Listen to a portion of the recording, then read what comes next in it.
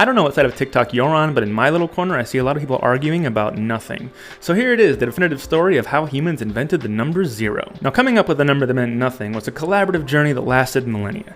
Except for the Mayans, they got pretty close just by their damn selves, look. Like many cultures, Mayans had tick marks. One of the reasons there are so many 1s and A's that look like this, theirs was a horizontal line with dots. The line was 5, each dot was 1, so this is 19 because they used base 20, probably because of fingers and toes. When it clicked over to 20, 40, 60, one way was this turtle shell placeholder 0 thing. One dot was 20, then 40 or 60, all the way up to 100 where they would put a bar. Roman numerals, nada, 0, or as they might have said, nulla. Greeks, nothing really either, although Ptolemy did use a placeholder to differentiate degrees in a circle, like when calculating the lunar cycle, so he could tell the difference between 980 degrees and 98 degrees. Egyptian hieroglyphs also had a placeholder. At first it was a space, so 42 wouldn't look like 402. Eventually they did start using a symbol for that. This is Nefer, which meant base level or foundation, but it also meant goodness or beautiful, which is why it's the root in Nefertiti. But you couldn't put this symbol at the end of a number, so they had to use context to differentiate 42 from, say, nice. Sumer and Mesopotamia also had a similar system. At some point in Babylon, these two diagonal markings replaced the space, but they still couldn't put it at the end of a number, so like when it clicked over from 59 to 60, they would actually just write 1, 1 and again use context.